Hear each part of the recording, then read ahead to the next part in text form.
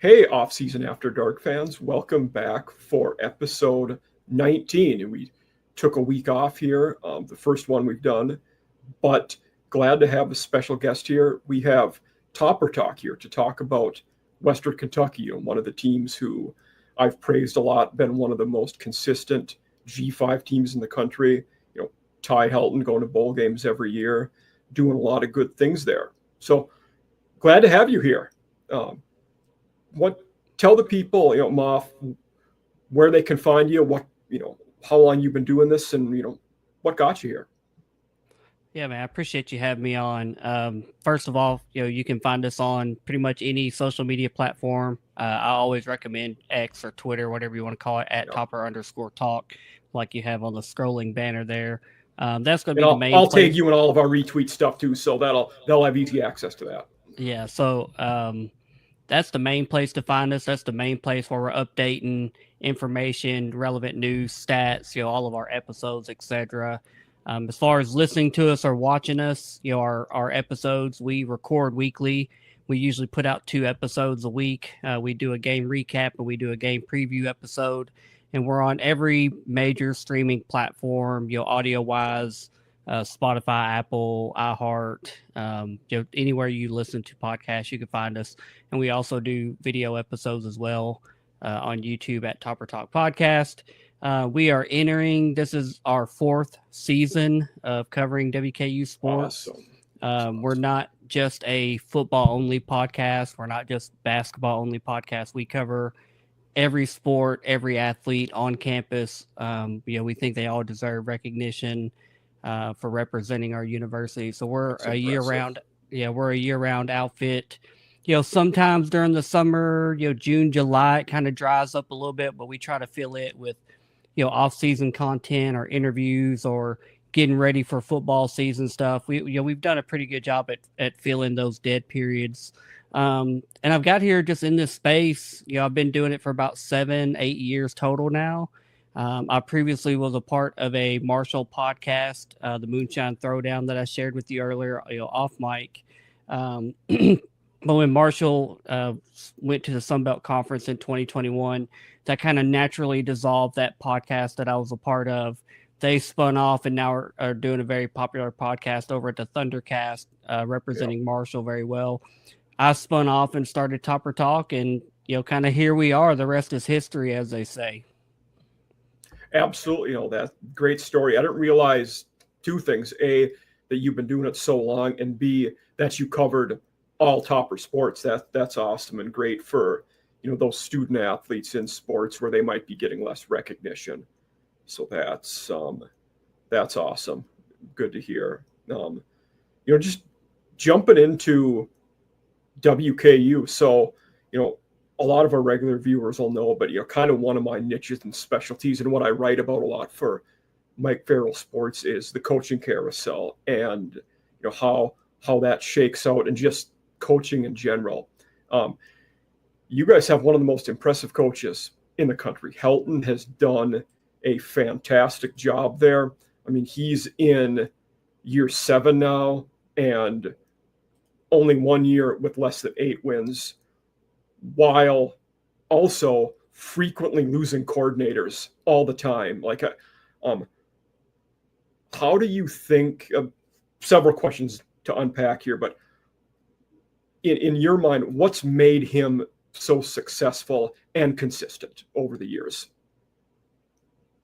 I think, one of the main keys to his success here at WKU is, one, he embraced the transfer portal before it is what it is today. Back in 19 and 20, he was dipping into the transfer portal. Austin Reed.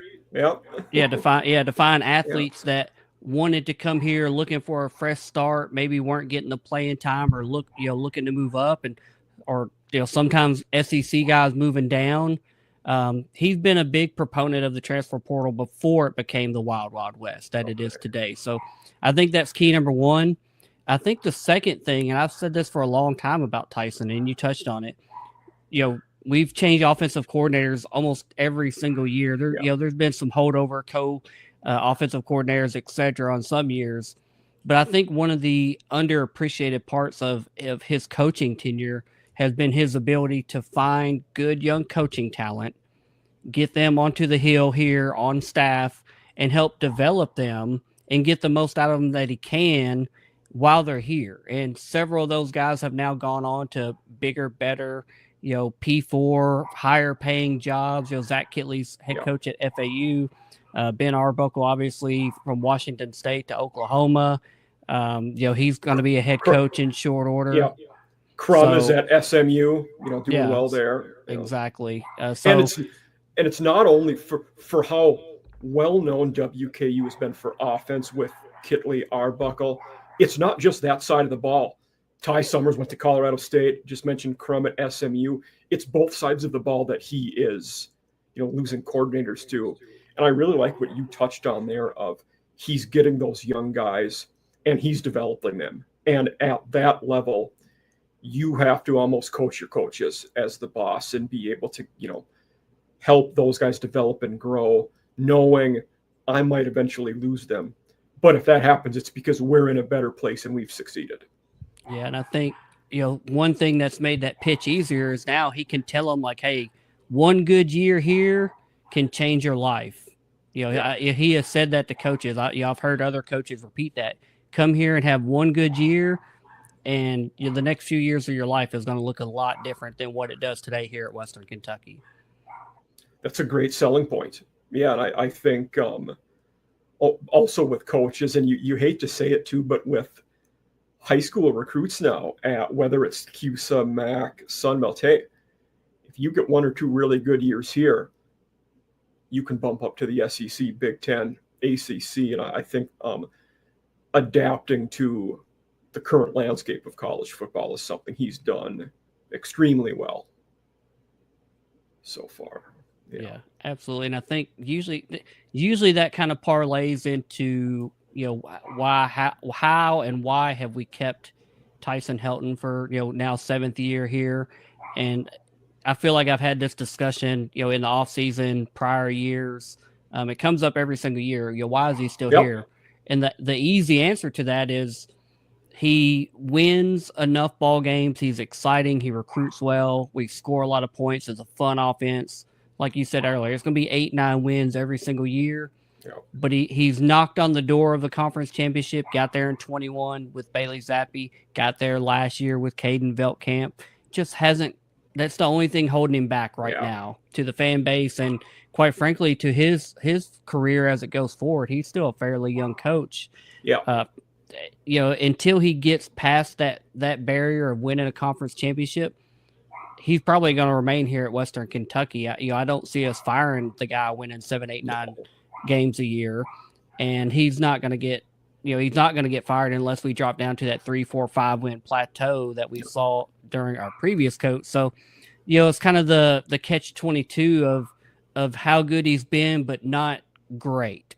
You know what you're getting, but just not great yet. And going back to that top, last off season and interviewing a lot of guys, different conferences all over the country, he's one of the 3 names that topic always came up for. It's Helton, Jason Candle, Jamie Chadwell, of why are they still coaching at this level? Obviously, Liberty's regressed a lot this year, but Helton and Candle have not. And I think every year they're continually going to be in that discussion for when will these guys get another job? Do they want one? Do they want to stay where they're at because they love the place? And that's a great reason to stay if you want to. And I think for Helton and Candle, you have a lot of reasons to stay there. People love them. You're in a place where you're always going to, or most years, you will contend for the Conference USA title. And life's good for you. Yeah, I know he absolutely loves Bowling Green, Kentucky. So I think, it's not going to be just any situation that pulls him away. And I know we're going to talk about some coaching carousel things later. And, his name's already popping up, in a job or two open. It popped up in a couple last year. It popped up 3 years ago. It's one of those things that it's going to pop up every year. but he's shown that he's not just going to take any job for a paycheck. It has to be the right situation. He really loves Bowling Green, Kentucky. His family loves Bowling Green, Kentucky. He's still got children in high school here. So it's going to take more than just, oh, hey, here's a job opening that's, you could argue, is lateral for a little more pay to uproot and transplant his whole family somewhere else. So I think that also helps in the factor that we've kept him now for 7 years.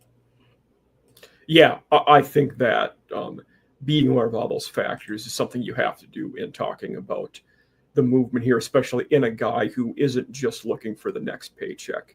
And what some people would just quote as a bigger school. You want to go for the right fit in somewhere where you're going to succeed, which they're doing this year. It's been a great start to the year. They're 5-1 right now. Going back to, they had the week 0 conference game, which is a rarity, beat Sam Houston, who's really struggling. Toledo, the only team that, has beat them, which was on the road, and then beat Nevada. And then 2 good road games against the conference newcomers, who both have impressed in their first year in FBS. Missouri State has done solid, especially considering they've had, QB injuries, and Jacob Clark hasn't been playing and didn't last weekend. And then Delaware, who took WKU right up until the end. That I watched that game, heck of a game to watch. What has went right for them this year? Where, for our viewers that haven't been watching as much Conference USA, what are they doing well this year? I think, if you keep up with WKU at all, or even if you don't, that, in the last 11 years, we've led the nation in passing yards and touchdowns 4 times, going back to Brandon Dowdy, in 14 and 15, and Austin Reed, Bailey Zappi. We're known for a high-flying, scoring, air raid, pro raid offense, whatever you want to call it. This year has looked a little different. The first 3 games of the year, we beat that bad Sam Houston team game 1, scored 40 points. Like, oh man, look really good. But at the time it was like, are we good, or are they just that bad? I think now hindsight has shown, okay, they're 0-6. They're not very good. No. We played an FCS team, North Alabama, did what we should have done, beat them handily. Went to Toledo, which we, expected to be a top G5 matchup. It was a bounce back game from last year. We played them in Bowling Green, Kentucky. Came down to the wire, took an interception, after a crazy lightning storm to seal that game and for us to get that win. I forgot about that. It was last year. Yeah. It was insane. It was like the tale of 2, not halves, but the storm kind of was a nice break, and we came out and just took the game over, for whatever reason, coming out of the locker room with that hour plus delay. And we went into Toledo and had high expectations, and maybe G5 playoff aspirations that we kind of held in our control, but we knew we had to win that game. And we went in there and we just ran into a buzzsaw. We played our worst possible game, turned the ball over 2 times in the first 5 plays, and we just got ran out of Toledo, basically. And in hindsight, it's not – they've lost a couple games since then, and you're like, man, we played them at their best game and we played our worst game, is what that feels like. And then since then, the first 3 games and the last 3 games for Western Kentucky have looked totally different, in my opinion. We've had to lean more heavily on our run game. I talked about our pass game being our staple. Usually we're scoring 35, 40 points per game. We haven't cracked 30 points in the last 3 games. Now, granted, a lot of that is defenses playing us are adjusting to what they know we want to bring to the table. They know we want to drop back and throw the ball 35 times a game. They know we want to spread it around, get guys in space, explosive plays, short drives. When you got guys that are dropping, 7 guys into coverage, 2 high safeties, basically daring you to run the ball. And that's what we've seen a lot from Missouri State, from Delaware, and from Nevada. We've had to turn around and we've had to lean on our running game a lot more the last 3 weeks. And luckily that pivot that we've been forced into has worked out for us. Our running game has stepped up and has won us some ball games.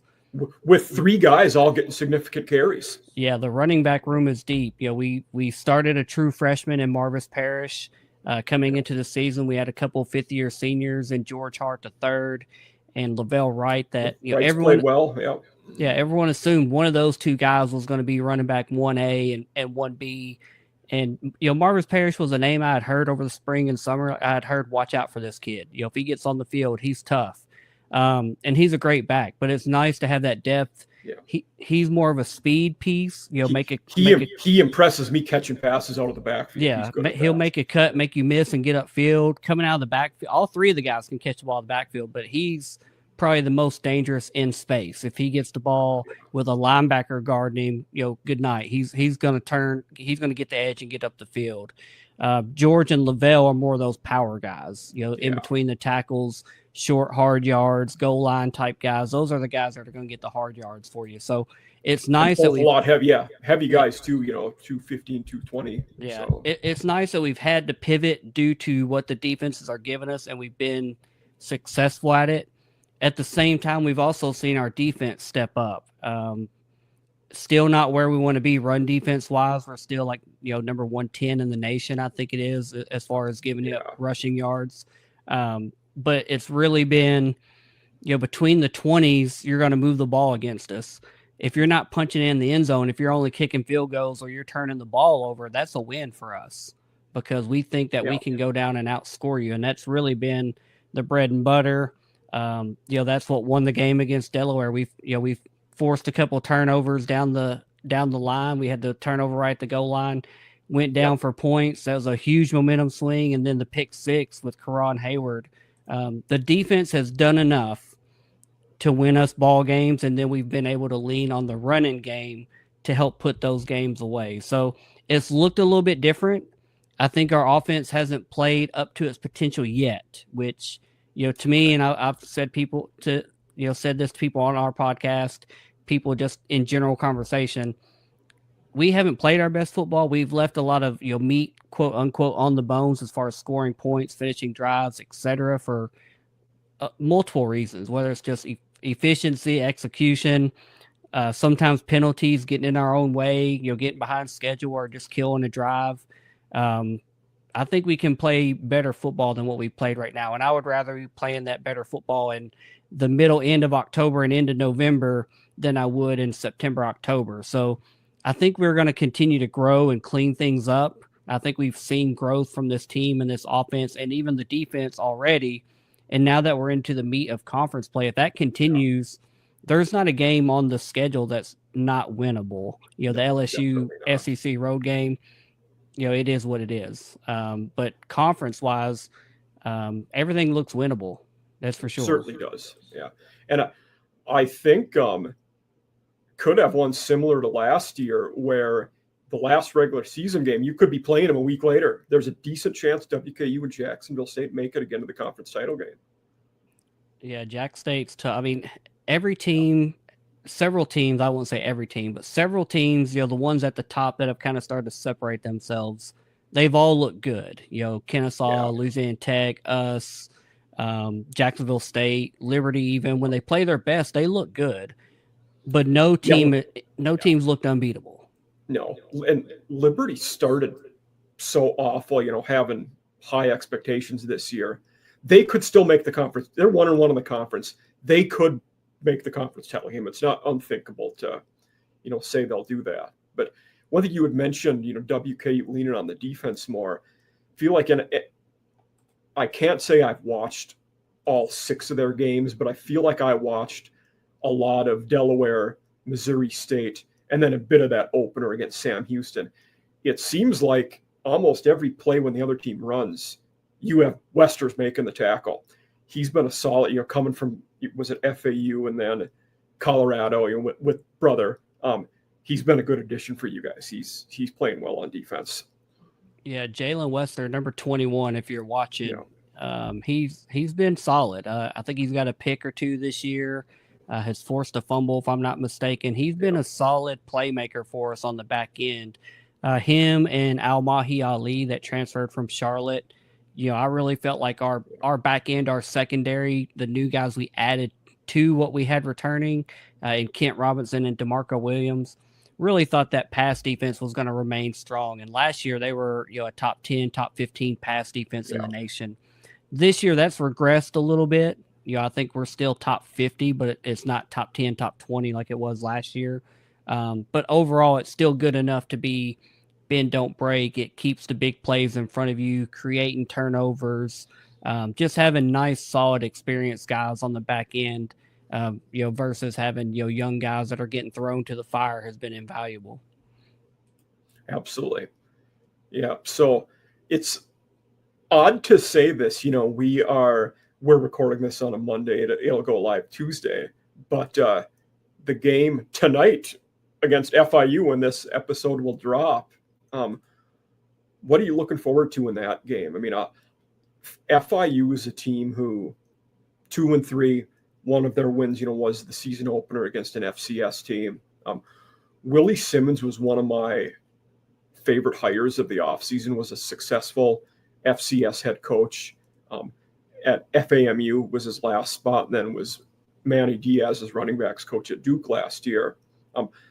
I think he will be a success there, but there have been some year one, speed bumps as we would expect with everybody. They've lost to Delaware, and then UConn was their most recent game.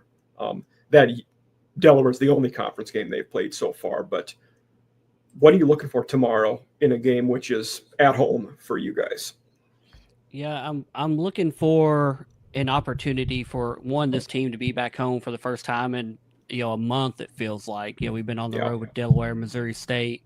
Last home game was Nevada, so it's going to be nice to be back in the friendly confines. The game is a blackout, so there should be a little extra energy with the team coming out in black. They're giving out black T-shirts. We've seen the Zombieland helmets have already been released earlier this week.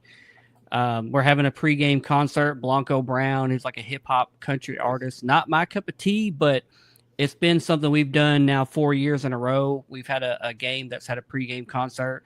It brings a lot more students out. There's a lot more energy and vibe to the atmosphere pregame-wise.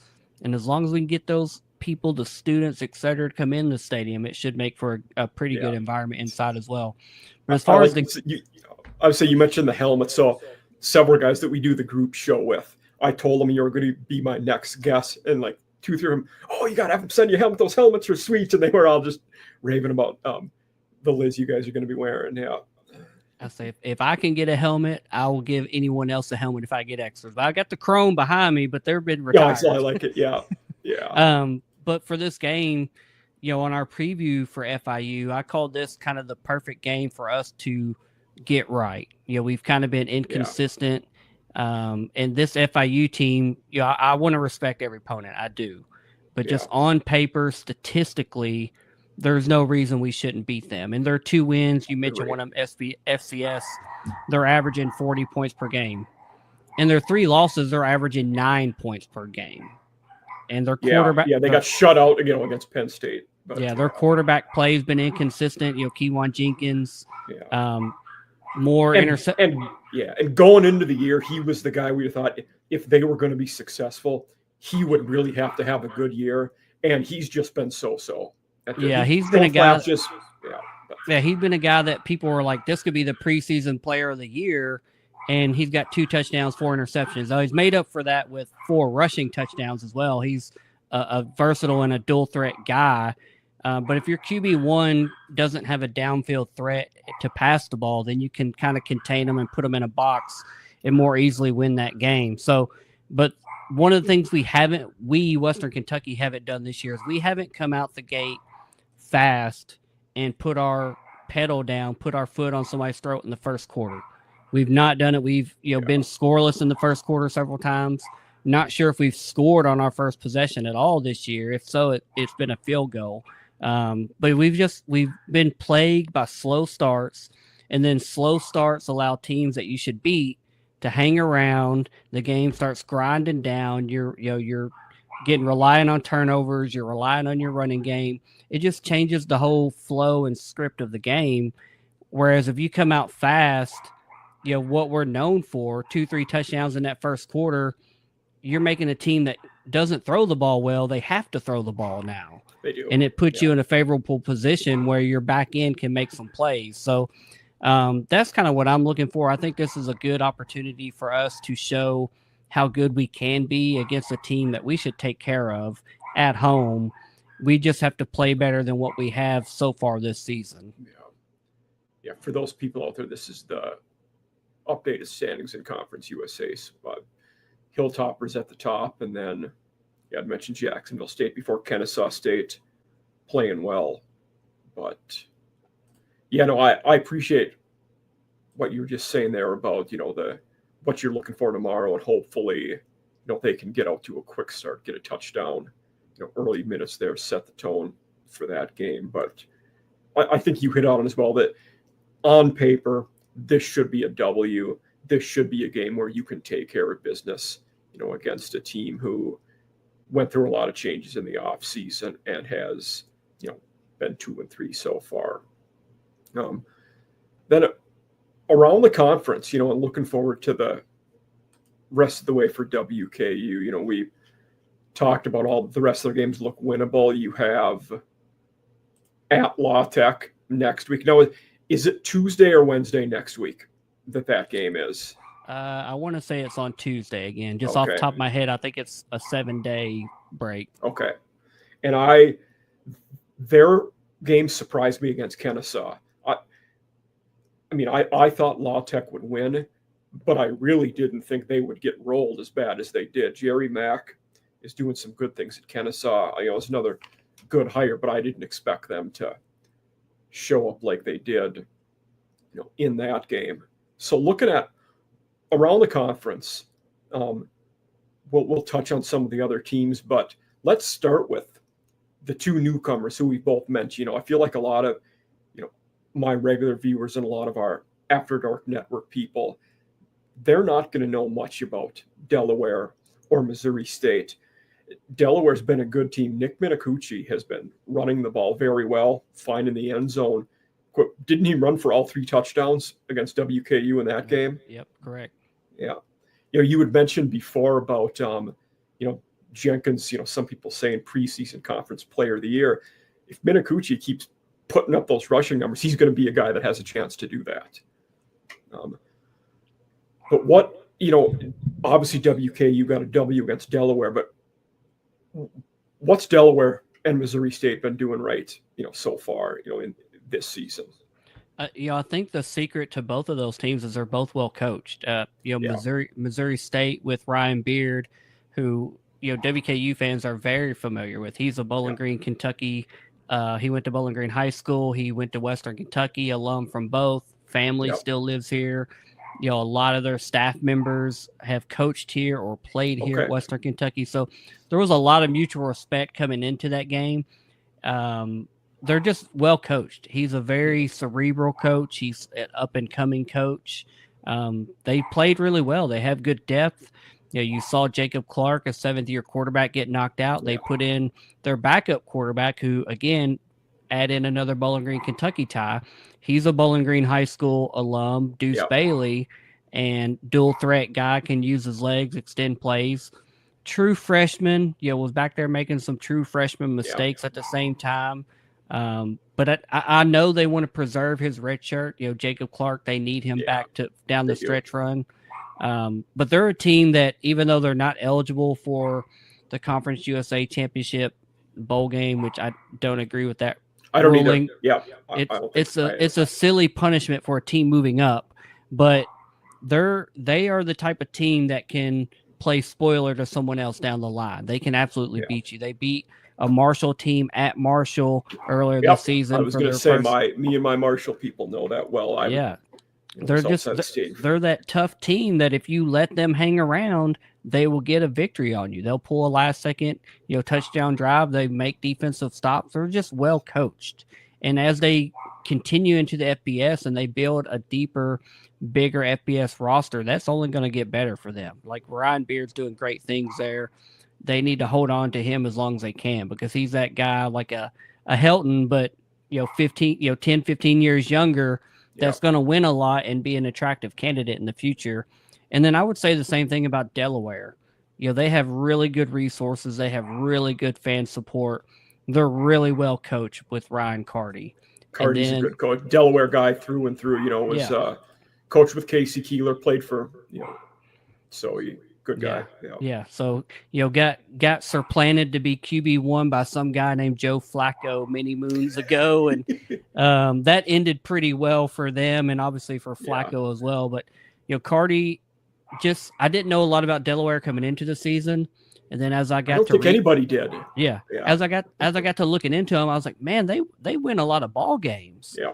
But how tough was that competition? Then you get to looking into it, man, they're tough. They win every year, and then we played against them, and they're so well coached. They run this 3-3-5 defense. Yeah. They're dropping 3 safeties. They forced us to run.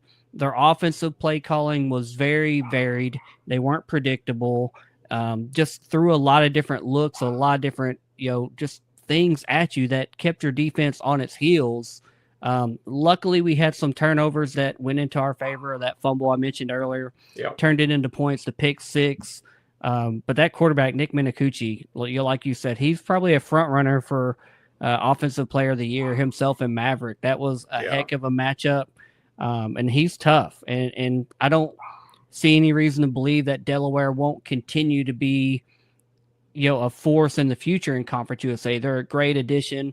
And they're the same as Missouri State. They can play spoiler to somebody between now and the end of the season that wants to make a conference championship game appearance. I'm glad we have the W on our side against them, because they're going to go spoil someone else's hope and give them a second or a third loss and boot them out of the championship game, because they're tough.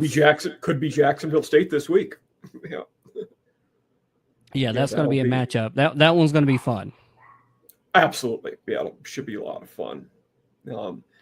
Then, looking at the other side of the standings, Sam Houston just can't seem to get many things right. They're really struggling in year 1 under Phil Longo. Middle Tennessee State is another one. They're at 1-5. They had beat Nevada but lost to Austin Peay. Never good when you're losing FCS games. Derek Mason might not make it to year 3 there. I could see him being a guy who is let go after this year. UTEP,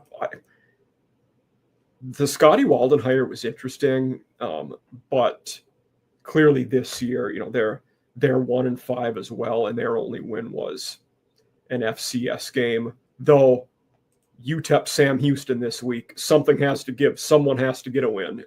So we will. We'll see who gets the win. UTEP Sam Houston. The guys at the bottom, there's been so much coaching turnover in this league over the last 3 years.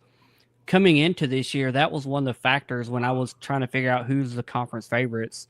The 3 teams that stood out the most to me were us, Liberty, and La Tech, just because we had the most continuity with our coaching. And I thought I knew what to expect. Liberty's obviously fallen off a little bit, but they're still, mathematically, they're in the race. They can still make a run and make a conference championship game 100%. They have the talent. They have the coaching ability. They've had some injuries with Ethan Vasco.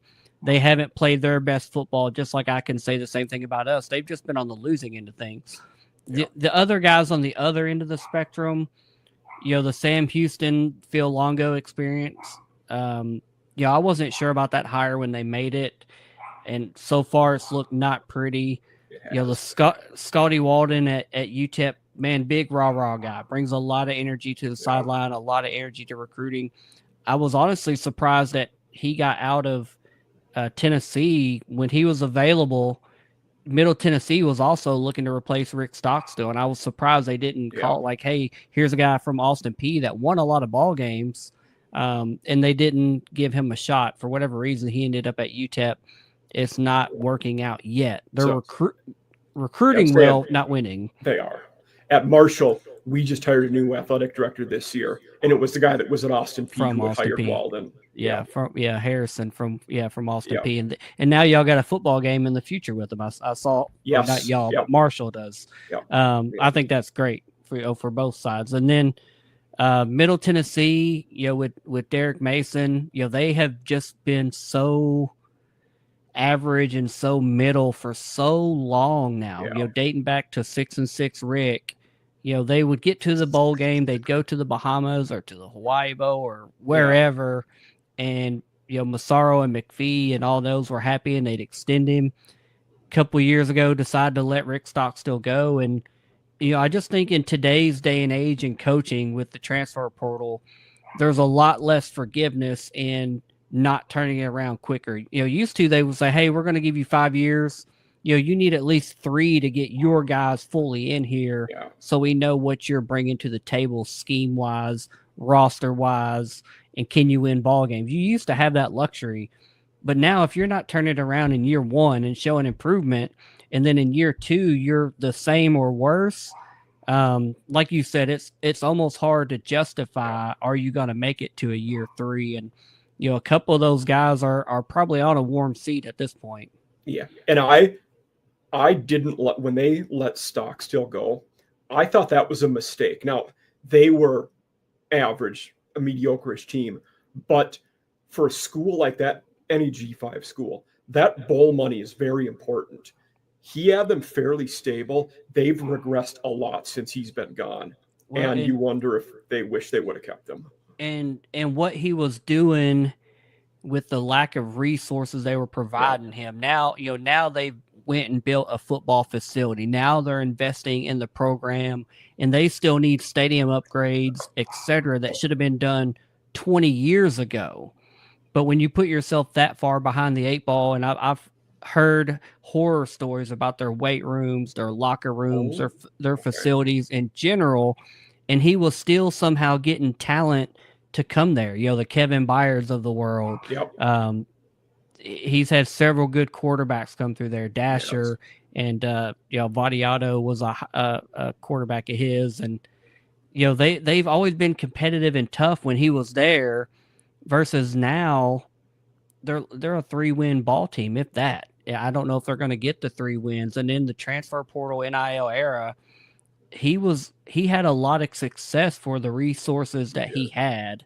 And hindsight might be 2020. They might be sorry they got rid of him, especially if they know what they're getting now with Derek Mason. Yeah. So it's tough. His boy was a decent QB for him too, Brent. He was a solid QB.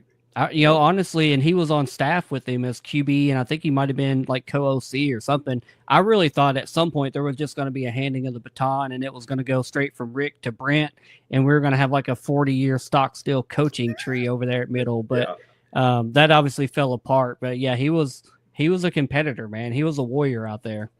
Yeah, and but just tough to say enough about how successful he was over the long term, and with the limited resources, getting them to respectability, which people probably didn't appreciate till he was gone, and you don't have that anymore.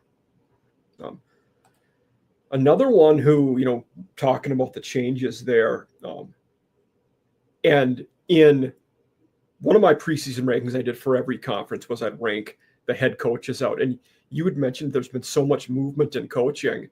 This was the weirdest conference to rank the head coaches for. Like, I found myself, because of the people all over, I think I had Simmons and Mack at 3 and 4, just because they were at least successful at another level, where you had Helton and Chadwell were easily 1-2. That was easy. But after that, I like Sonny Cumbie. He hadn't won games up until this year. Carty and Beard, it was tough because they, had been at a lower level. And the guys who had been coaching for a long time, like Mason, you weren't that, your record wasn't good. So in fact, I'll show, and this was preseason, done in the summer, but this is where I had the coaches ranked out, in certainly I would flop Chadwell and Helton, in the season at this point. Charles Kelly's doing better than I thought he would year 1. Tony Sanchez is doing better than I thought he would. But yeah, that's I think that's where we were at. An interesting one on there is Sonny Cumbie, because they went back-to-back 3-9 seasons. Then they had 5-7 season last year. It's almost surprising that he got to this year 4. Yeah. And now that they've started out this year 4 hot. They look like, Yes. until last week losing to Kennesaw State, they look like the team to beat with their defense just causing havoc, creating turnovers, scoring points off those turnovers. They really just needed their offense to catch up and be just formidable, put points on the board to allow their defense to get some rest. And I think that's kind of what we saw come to a head against Kennesaw. And Jerry Mack has done a fabulous job. Did not expect them to turn it around in year 1 that quick. But again, that kind of points to what we just talked about with Derek Mason. You can turn over your roster so fast now in the portal era that there's a lot less forgiveness. And we saw Tyson Helton take a 3-9 team 7 years ago and go 9-3 his first season at Western Kentucky before it is what it is today. And now Jerry Mack, I think Willie Simmons was a great hire. He's going to turn FIU around. I know that. Year 1 growing pains, but Jerry Mack has absolutely been the surprise of the season and the offseason so far. Not that he's having success, but really that it's happening so fast. Exactly. I mean, you had a guy who did very well at the FCS level, was running backs coach at Tennessee, then with the Jacksonville Jaguars last year, seen everything, been at lots of different levels. But based on what we'd seen from Bohannon and that squad last year, I didn't think it would happen as quick as it has. And the Cumbie one, you were right, like the back-to-back 3-win seasons, won 5. I think in looking at the coaches here, in ranking them, kind of my thought process with him was, okay, year 4, that's when the squad should be fully yours. The guys are all yours. The system should be in place. If we're ever going to see a jump forward, it's going to happen in year 4. And if it didn't happen this year, he would have gotten fired. And I don't think that's going to happen. I think they're going to win enough games. One of my hot takes in the summer, that was they'll be a 7 or 8 win team, which they hadn't been close to that before. But seeing a lot of good things out of Cumbie. They were 5-7 last year, and if I recall correctly, they played in 6 one-score ball games. And I want to say lost most of those. So, they were just a play here and there away from being an 8-9 win team last year. Yeah. And his seat was so warm from a fan perspective, man. Like all the Louisiana Tech people I follow and know were just like, he's got to go. And the funny thing about Cumbie is he kind of ties into Western Kentucky a little bit, because before he was head coach at Louisiana Tech, he was offensive coordinator at Texas Tech in 2021. And we had Zach Kitley was our offensive coordinator here. Zach Kitley is a Texas Tech alum. And the only job in the nation that I was worried about losing Zach Kitley to was Texas Tech. And when Louisiana Tech decided to hire Sonny Cumbie from Texas Tech, I think all of us braced like, man, there goes Zach Kitley. It's just funny. It all kind of comes full circle. Obviously, it turned out okay for us. We had Ben Arbuckle in the wings, and he was groomed very nicely for that position to be ready. But it's just funny how it all is full circle. There's kind of a 6 degrees of the coaching trees at all times, basically. And for the O coordinator now, Rick Bowie, a lot of people don't know as much about him. Can you tell the audience about his background a little, what he's about? Yeah, I mean, he's just been high power offense everywhere he's been. He's still a younger coach. In the offseason, right before the season started, just had his first child, on a personal level. So he's a younger 30s offensive coordinator at the FBS level. Most recently at Abilene Christian, just a top 5 offense there.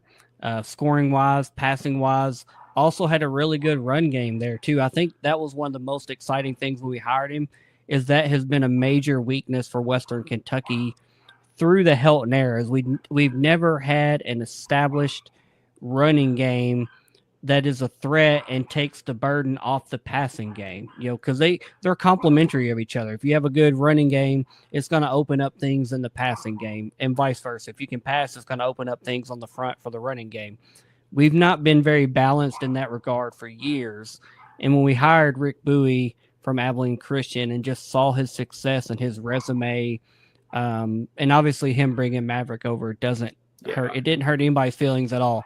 But we just saw an opportunity for us to get better on offense as a whole, and he has certainly delivered on that. Even though there's been growing pains, there's been inconsistencies. A lot of that's just self-inflicted execution stuff, on the field in the moment.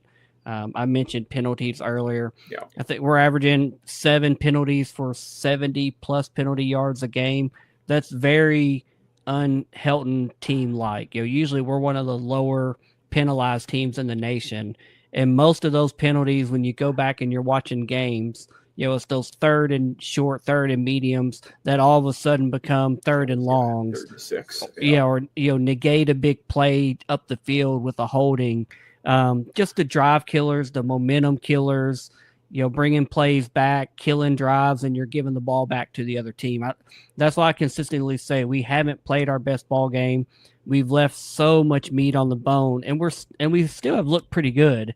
If you look at our offensive stats, the metrics, our red zone offense versus our red zone defense, like we stack up very well. We can win a lot of ball games. But, man, I still think our best football is still in front of us over these next, 6, 7, hopefully 8 football games that we have left. Yeah, one of the things, that you would touch on it, but that impressed me the most about Rick Bowie and reading up on him was before Abilene, he was at Valdosta State, one of the best D2 programs in the country, and they were top 25 in both rushing and passing.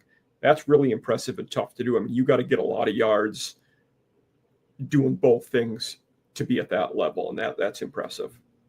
Yeah, I really thought, and it's not, again, we've not been as balanced as I thought we would be. We're still like a 70-30 pass to rush mix, but we've shown over the last 3 games, Nevada, Missouri State, Delaware, we've shown that we have the guys in the running back room that can lead us to victories if we need to lean on them.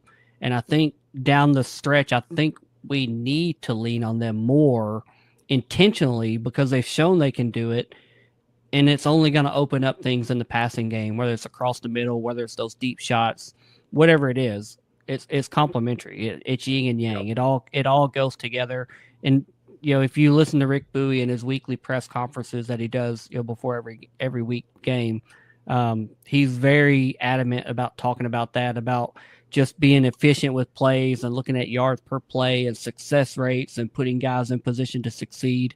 None of that stuff is foreign to him. He's obviously a very smart, very bright young coach. And then meshing him with somebody like Helton, who's been doing it for quite a while, is, in my opinion, is 2 great offensive minds coming together, making each other better. And hopefully that's just gonna pay off for us with some wins down the line here. Yeah, and hopefully they can, learn, like you said, learn from each other and adapt what they're doing to be even better. So one of the things we always talk about, and I always ask the guests here when we're talking about the rest of the conference, is your prediction, what 2 teams play in the conference title game? I'd probably go WKU and Jacksonville State, which is in the summer I did say WKU and Liberty, I think, like most people did. I've switched. I think I'm going to go WKU Jacksonville State, but who do you think will be the 2 teams that meet up in the conference title game? I think that would probably be the 3rd year in a row that WKU and Liberty have been the media darlings, the odd-on talking favorites to be in the conference title game, and it's worked out. Liberty won it a couple years ago. We played in it last year. We lost to a really good Jacksonville State team. They were good. I think it's still anyone's game right now. Obviously, we're in a favorable position.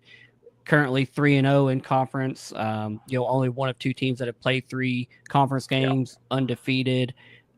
Staring down the barrel of hopefully a 4-0 start here if we can get past FIU here at home.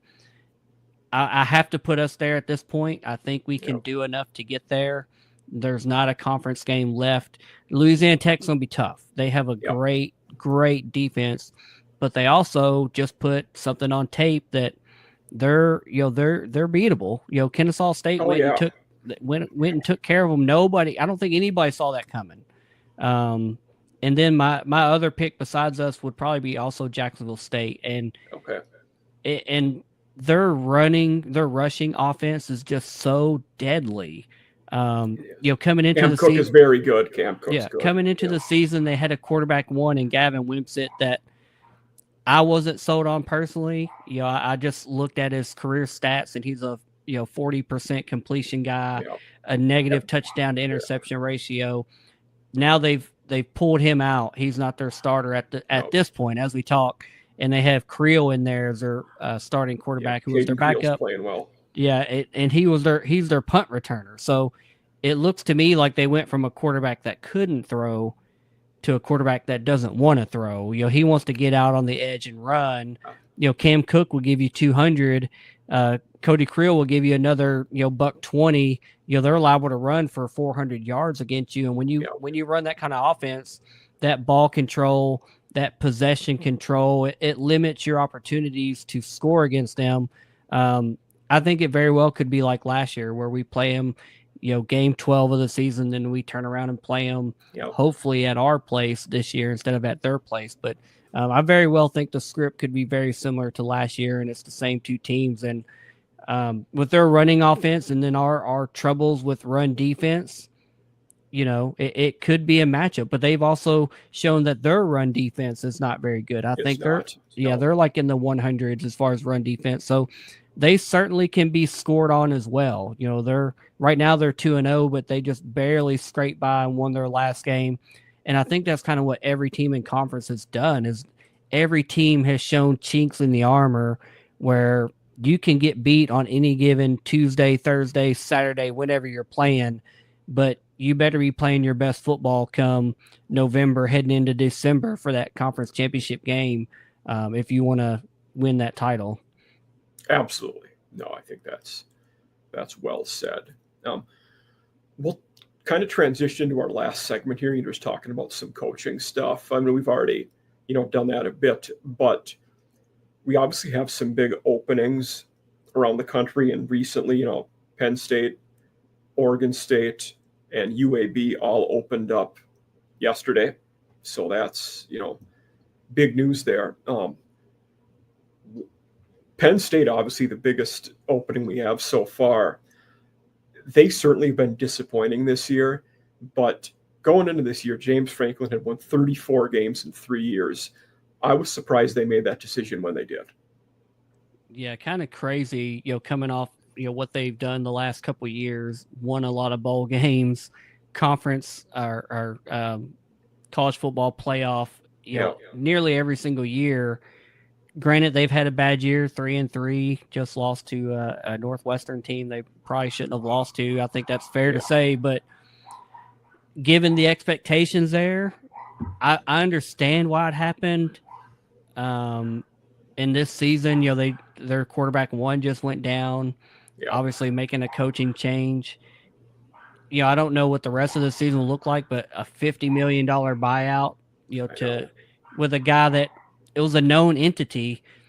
He almost just kind of had that Helton syndrome, but on a bigger level. He just never could get over the hump and win the big game. And a lot of fans like myself from afar look at everything he's done like, man, that's a pretty good resume. That looks pretty fun to watch, a lot of winning ball games. But I guess, the people there living in it, he just wasn't winning enough and wasn't winning that big game to get them over the hump. And that's an expensive change to make. And obviously I hope it works out for them, but it's anybody's guess who you're going to hire next. It could be the next, I don't mean to do this to Sam Houston, but it could be your next Phil Longo. Yeah. Or it could be Jerry Mack, and it could turn around and be successful year one. So it's a crapshoot at that level. They've got resources and money to burn and to give.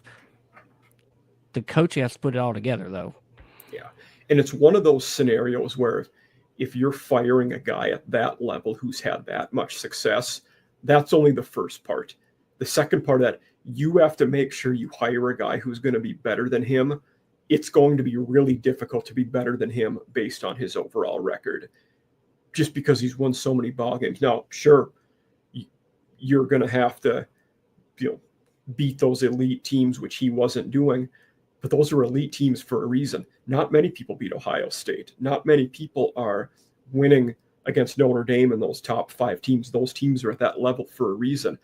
Are you sure you're going to get a guy who can beat those teams? Not many do. It's tough.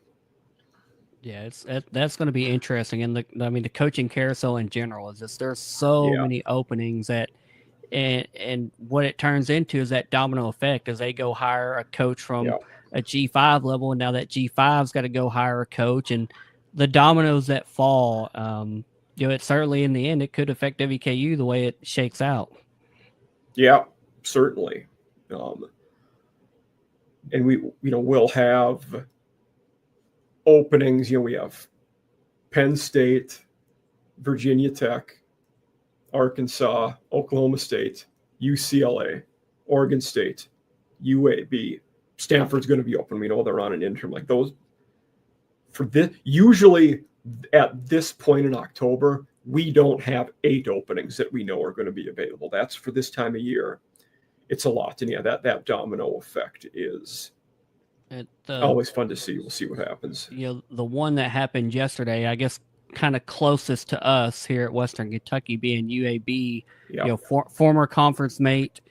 The interesting thing about that, and I know you've already seen some conversation about it on Twitter, is Tyson Helton's name's already been brought up with UAB. It was brought up 3 years ago before they hired Trent Dilfer. If you go to X and you search in Tyson Helton now, it's mentioned several times by UAB fans. Like, man, we'd love to get him. The ties are there. He coached there as a position coach, quarterbacks and running backs from 2007 to 2012. Perception-wise, it may be looked as a little bit of a step up. Pay-wise, he's making about $900,000 here in Bowling Green, Kentucky. I think Trent Dilfer is around 1.3.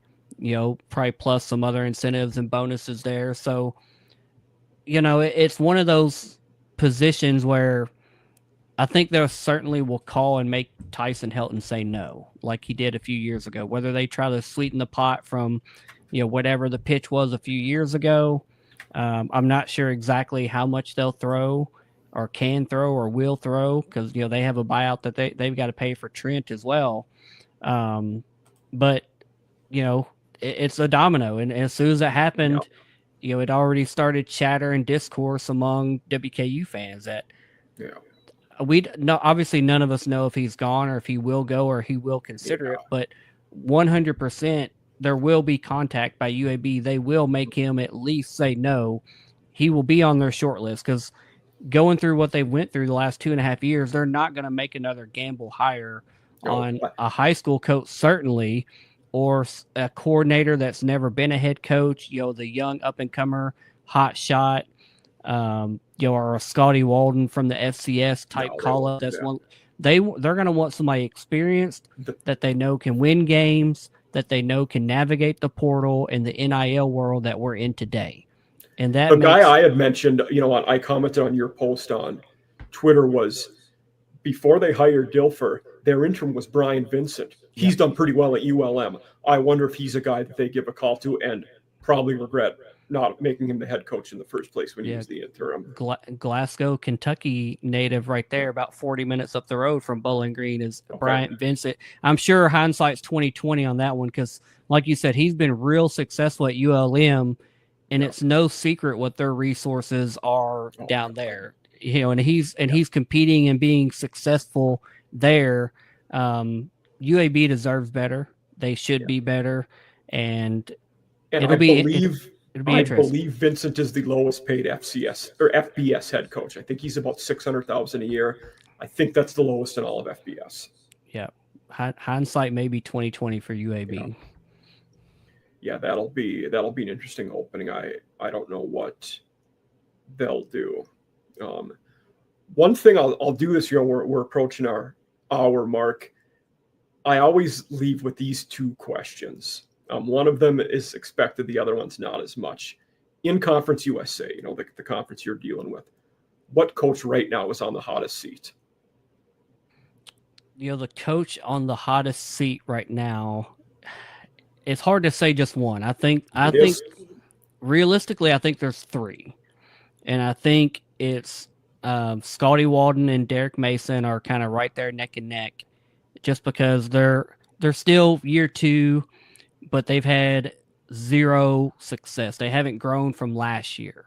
So that's kind of the reason why their seat is warm or getting warmer as they're sitting on it. The other one, surprisingly, which I don't think it'll come to anything, it's certainly not going to come to fruition this offseason, has been Jamie Chadwell, just because the expectations at Liberty are so high. They were in a New Year's Six Bowl just 2 years ago with an undefeated 13-0 season, and now they've regressed every year since then, and just haven't looked good offensively, lost a lot of players defensively. It may just be the fan chatter, but fan chatter often turns into fan support, people show up to games, etc. Luckily, they have such a large fan base and donor base, alumni base, that the Twitter chatter is probably just a small percentage of that, but there are a large contingent, just on social media wise, of fans that are not happy with where they're at, and they have high expectations. That's all it boils down to. You have high expectations, high standards, and you're not meeting them, and we're paying you $4 or $5 million a year, far and away the highest paid coach in Conference USA. Oh yeah, you better be competing for a title year in and year out, because their NIL resources are head and shoulders above the rest of us. Their roster, coach, support staff, facilities, everything should have them at the top of this conference year in and year out. And right now they're not there. So it's understandable for that one to be chatter-wise. I don't think anything's going to come of it, but chatter-wise, there's some, the burners on pilot at least about to come on, from the fan perspective. And for them, like you said, different expectations. If they don't make the conference title game, that's a disappointing year for them. They're expecting to be one of those two teams every year. Even last year, they only lost 4 games. That was a disappointment, in a lot of their minds. Yeah, I mean, it's a good problem to have that high expectations, and historically they've won a lot of ball games in recent years, so they have good reason to have those expectations and those standards. And as they've went from independent to now Conference USA, and they poured a lot of money into everything around the football program, they don't expect that to plateau and fall off. They expect that to continue to rise. And this season's been a tough start for them, but we've mentioned it a couple times. They still are not. They're not mathematically eliminated. They still could run the table and be right there at the end of the year. They certainly have the coaching talent and the roster talent to do it. And there's certainly, no game left on their schedule that they can't win. But I think Conference USA has also shown that there's probably no game left on their schedule that they also can't lose. Yeah, they don't have automatic wins either. Exactly. So if they're playing inconsistent, not good football, it could turn out to be an ugly season for them. And then the real burner might really get turned up from the admin side of things, behind closed doors. Certainly. Yeah, I think if I had to pick one, I'd probably lean Derek Mason, for that hot seat. But all three of those guys, you brought up good points for. Now, the second question I ask about your conference coaches is, which coach do you think is most likely to get a bigger job in it, whether it be P4 or Blue Blood? Which coach in the conference is the most likely to get a bigger job? I think most likely, I think that would almost have to come down to Tyson Helton. And really, it's more because so many of the coaches are within their first 3 years and unknowns, or they're in their first year, Simmons and Mack, and just maybe they're going to get it done. Maybe they're going to get it there. But for someone to consider you for, whether it's a low tier P4 job, exactly, you need to show some sustained success and winning rather than just 1 year flash in the pan. Like Kennesaw State could run the table the rest of the year, be in the conference championship and win the conference championship. I don't think that would mean Coach Mack is gone. No. And I would say, to you, I think right now it has to be Helton. Yeah. But I think Mac would also be an acceptable answer with the caveat of it doesn't happen this year. It happens in, after next year, after year Right. 3. Yeah. If he shows he can do it a couple years in a row with his track record already, like you mentioned earlier, he's already done it. Prairie and or was that Simmons? Am I getting mixed up on where Mac Simmons came was from? Prairie View and And FAMU. Mac Yeah. was North Carolina Central. That's right, NC Yeah. Central. So yeah, I mean, Yeah. both of those guys have pedigrees of winning and turning programs around. Yeah. But at some point, when you move up, you have to show that sustained success, and that you can do it with the portal and NIL, and just all the variables that come at this level. If he does it 2 years in a row at Kennesaw, then I could see him moving up. Yeah. Kind of like Jeff Brom did several years ago when we won back-to-back conference championships. Purdue, admittedly kind of a lower level P4 team, came and plucked him away for 3x 4x the money we were paying him. Hard to blame the guy. So, and he took Purdue to a conference title game. yeah. I mean, they upset Ohio State at Purdue. I mean, it was he had a good, not great tenure there. But you're going to Purdue where the expectations are so low. You just need to go win some ball games. And I might even argue for Purdue, it was bordering on great. Yeah. And since going back 60 years to the early 60s, him and Joe Tiller are the only two coaches they've had there with a net winning record. Exactly. And, and now that's parlayed into, the U of L job, which I think was kind of always his circle closing, his destiny being, the Brahms are from the Louisville area. He played there. His brother played there. It was destined to happen at some point that he would be at U of L. And now, he's being pretty successful at U of L as well. He can recruit, he can coach, good offensive game planner. He's a fun coach. He's been fun to keep up with as a former WKU guy. Absolutely. Yeah. But